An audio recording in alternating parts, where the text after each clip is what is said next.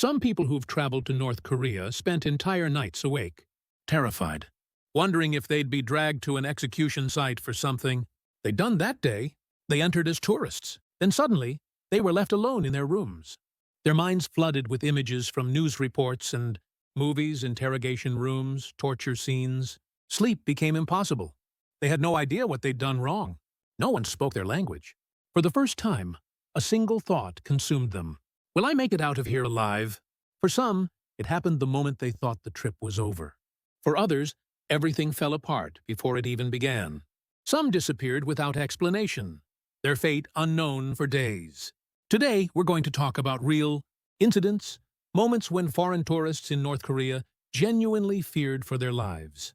An elderly man from California had just finished his North Korea tour. He was 85 years old. It was a place he'd wanted to see at least once in his lifetime. The trip lasted 10 days. He visited Pyongyang, saw the monuments, checked off every scheduled location, took commemorative photos. He traveled with a friend. Everything went smoothly. Now all that was left was to go home. He boarded the plane at Pyongyang Airport, found his seat. He must have felt relieved. The trip was over. The plane prepared for departure. 5 minutes until takeoff, maybe he was looking out the window, saying goodbye to Pyongyang. Then it happened. People who weren't flight attendants boarded the plane. They wore uniforms. They walked through the aisles, weaving between passengers. Then they stopped in front of one man. They called his name. He must have been confused. Why are they calling me? Did I make a mistake? Did they mishandle my luggage? Those thoughts probably ran through his mind. But that wasn't it. They pulled him to his feet, dragged him off the plane. His friend couldn't do anything. The other passengers just watched. His luggage stayed behind. His trunk, his bags, everything remained on the plane. His traveling companion received no explanation. What was happening? Why it was happening? No one said a word. The plane departed as scheduled, but the elderly man wasn't on it. The story that came out later went like this. He was a veteran who'd fought in the Korean War 60 years ago. During the trip, he'd mentioned this to the guide. Just an old story, how he'd fought on this land when he was young. North Korea saw it as a problem. They didn't view him as a tourist. They accused him of espionage. An investigation began. He was detained in North Korea for 42 days. An 85-year-old man. As you know, at that age, health is fragile. But North Korea didn't care. Fortunately, he was released. He returned to the United States. Reunited with his family, that he made it back alive was a miracle. But think about that moment when he was on the plane. He must have thought the tour was over, believed he was going home. But he wasn't. Looking back now, it's clear. In North Korea, going home wasn't guaranteed until the very last second. Problems in North Korean tourism don't just happen right before boarding the plane. Some people were seized at the airport after finishing the entire trip, when all that remained was going home. There was a tourist from Ohio. He'd signed up for a North Korea package tour and followed the itinerary through Pyongyang and the northern regions. He followed the guide, visited designated locations, took photos. Nothing seemed wrong. After several days, departure day arrived. He went to the airport, checked his luggage. All that was left was clearing customs. But right then, North Korean officials stopped him. The problem wasn't weapons, not contraband, not an argument. It was a Bible. During the trip, he'd visited a foreign sailors' club in Cheongjin, a port city. In the club's bathroom, he left behind a single Bible 1 with Korean and English text side by side. By his own account, he left it there, hoping someone would read it. He'd carefully hidden the book under the trash can in the bathroom. But North Korean authorities found that Bible and judged it an attempt at religious propagation. North Korea strictly controls religious activity. A few state-approved churches exist, but individuals bringing in Bibles or religious materials for distribution, that's illegal. As you know, in North Korea, religion is seen as a threat to the regime.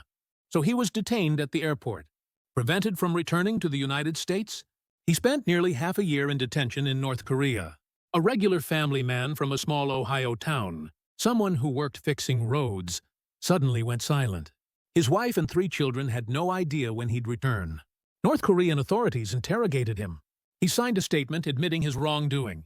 Later, when he had a chance to do a media interview, he said he'd asked forgiveness from the North Korean government and people. Of course, That interview took place under North Korean surveillance. Eventually, in October that year, he was released under a special pardon order from Kim Jong-un. Government plane came to Pyongyang to pick him up. He returned to his family's arms. But those 6 months must have felt endless to him and his family. It was a moment when one small action in North Korea, something he thought was harmless, created an entirely different outcome. And this kind of thing didn't happen to just one person. Now we come to a case many people have heard about. The story of an American college student.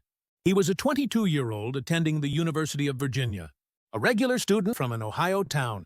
His father ran a metal fabrication company. He had a younger brother and sister. He loved international travel and was curious about other cultures. He'd even visited places like Cuba. Through a travel agency, he signed up for a North Korea tour and headed to Pyongyang with other young travelers. It was a special trip to spend New Year's Eve in North Korea, staying at a Pyongyang hotel. He saw North Korea's landscape and followed the scheduled itinerary. Then one night, in the hotel corridor, he saw a propaganda poster hanging on the wall. We don't know exactly what he was thinking, but he took that poster down. Like a souvenir, or maybe as a joke, probably thought nothing of it. In any other country, he might have just gotten a warning. The trip seemed to end without incident. He went to the airport and went through departure procedures. But the moment he submitted his passport, North Korean officials stopped him. He was taken away. The plane left without him. Just like the previous two, he was seized right before departure. North Korea charged him with attempting to subvert the state. Not simply taking a poster, they claimed he was acting under U.S. government orders to destabilize the North Korean regime. At trial, he gave a tearful statement admitting his wrongdoing. The trial proceeded quickly. He was sentenced to 15 years of hard labor. 15 years. For one poster. He spent 17 months in North Korea. His family had no idea where he was or how he was doing. Then when news of his release came, everyone's relief was short-lived. The truth was shocking. He was in a coma. He returned to the United States in a vegetative state, with extensive brain tissue damage and no consciousness. North Korea never clearly explained what had happened. 6 days after returning to the United States, he died in his family's arms. A year and a half after a 22-year-old left for North Korea. As you know, there's no greater sorrow than parents losing a child. After this incident, the United States banned its citizens from traveling to North Korea. Legislation bearing his name was created. People now understood clearly the previous two cases weren't exceptions. In North Korea, mistakes don't exist. If you look at testimonies from people who've traveled to North Korea, the actions that caused problems were mostly too trivial. That's what made it terrifying. A British tourist was walking through Pyongyang streets and took a landscape photo. Nothing special, just an ordinary street. People walking, cars passing, buildings lining the road. An everyday scene. In any other country, no one would have cared. But right then, the guide approached. His expression had hardened. "Give me your camera." The camera was immediately confiscated.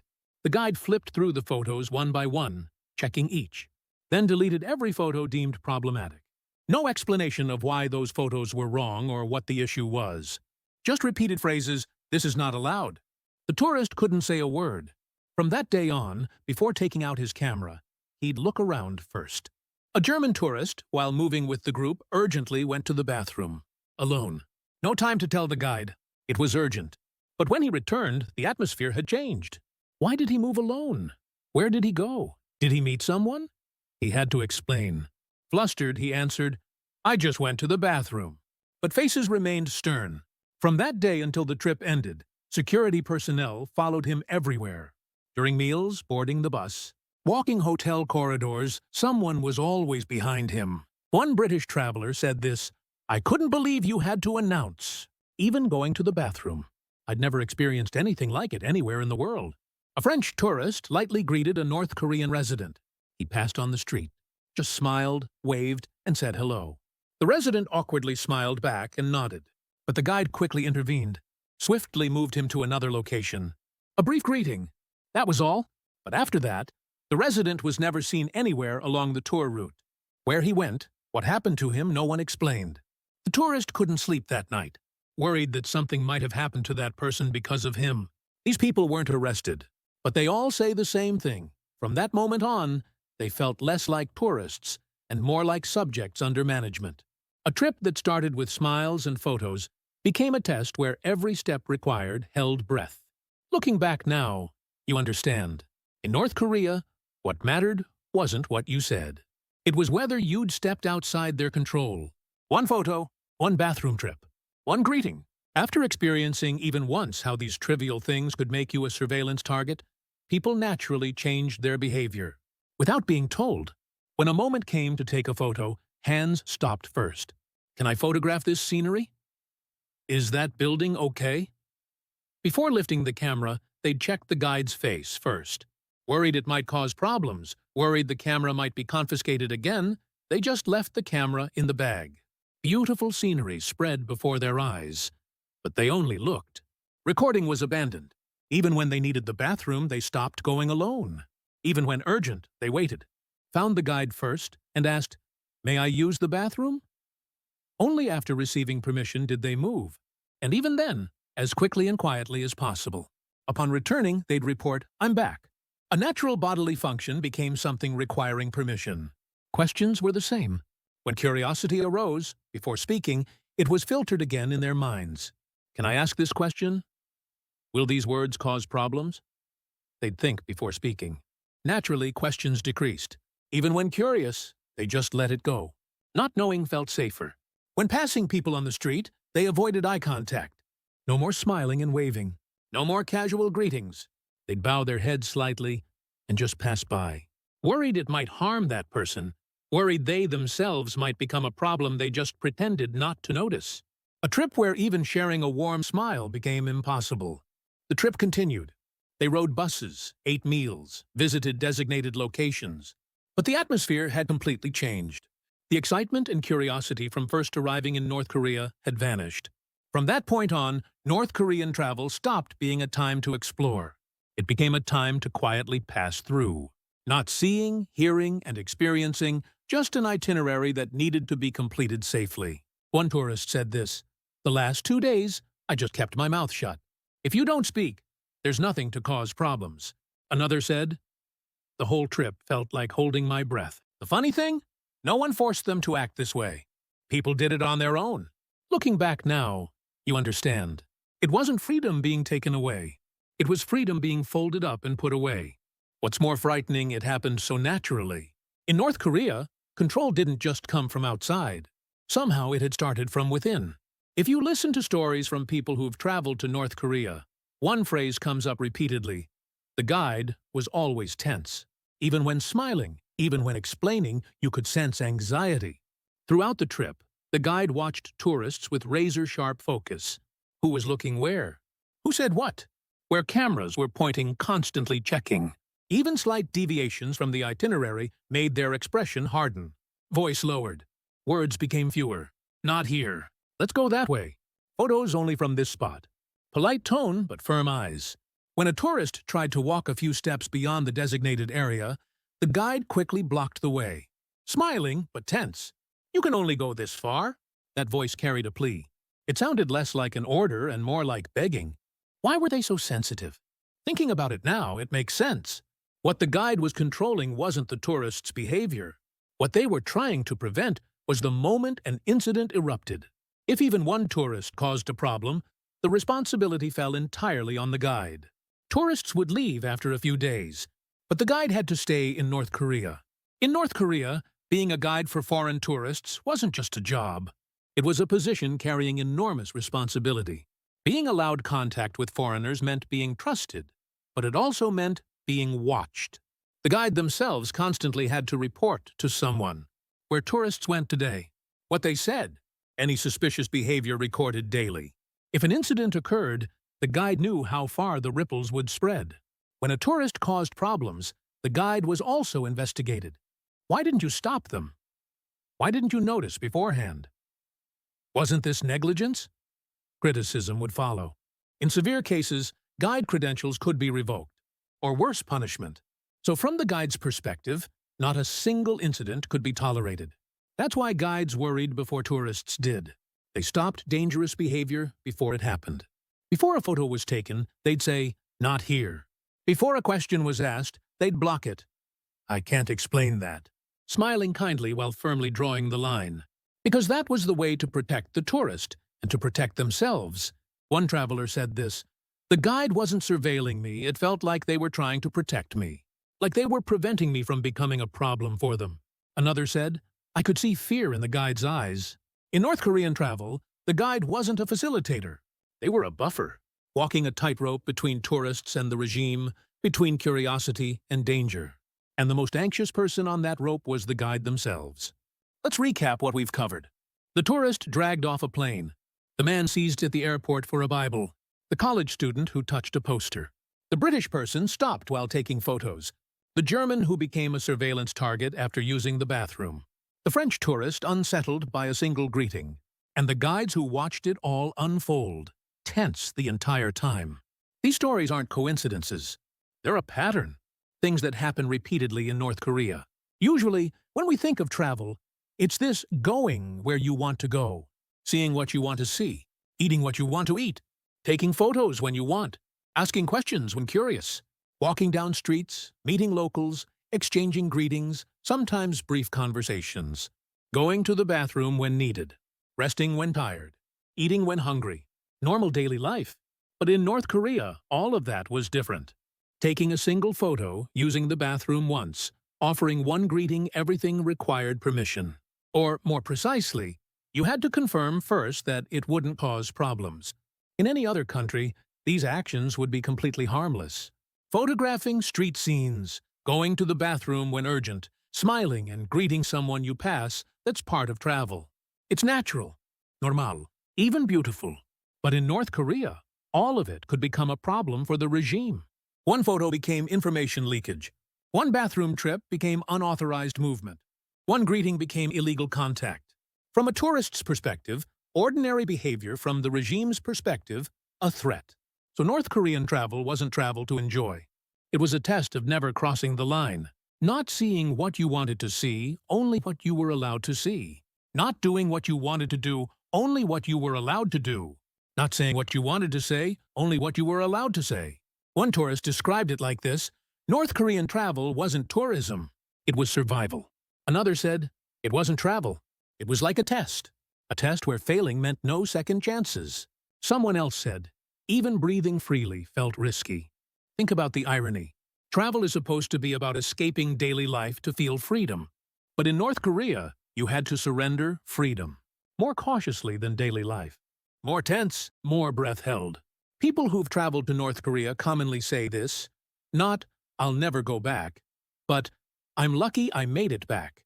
When talking about travel memories, they don't say, "It was good." They say, "I made it out alive." That seems to be the essence of North Korean travel. Not a place to enjoy, a place you need to escape from safely. Things have changed significantly now.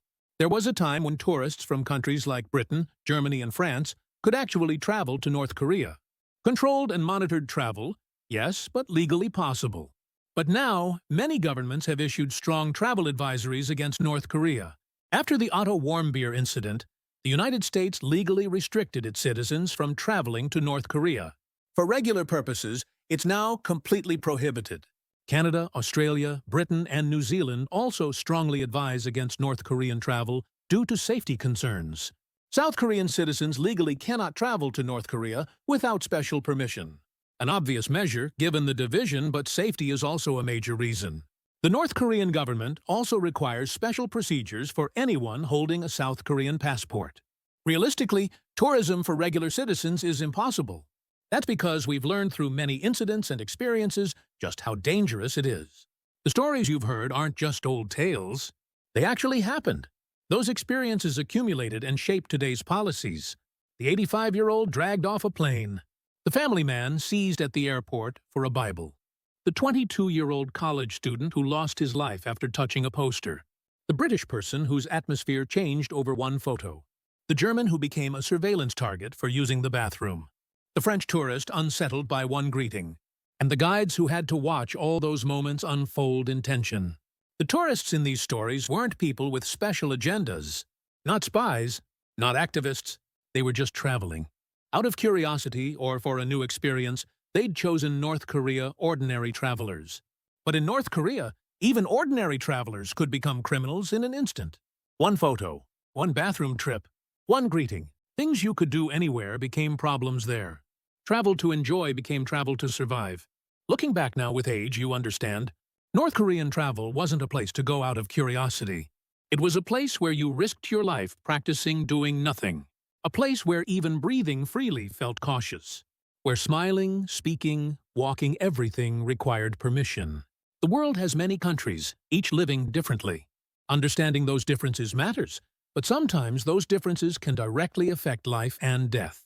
That's worth remembering too. I hope these stories offer some perspective on how you see the world. Thank you for listening to the end. If this helped, please hit subscribe and like. I'll see you in the next story. Thank you.